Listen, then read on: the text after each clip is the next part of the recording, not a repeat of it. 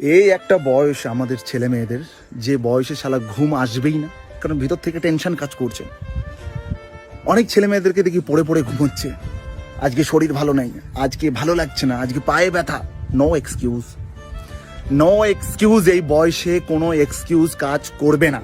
চেষ্টার সাথে পাগলামি দরকার আছে। কোনো কিছুর জন্য তুমি পাগল হচ্ছ, তোমাকে সাকসেসের দিকে নিয়ে যাবে। এত মেহনত করো, এত মেহনত করো, এত মেহনত করো, শালা সাকসেস তোমার কাছে চলে আসবে।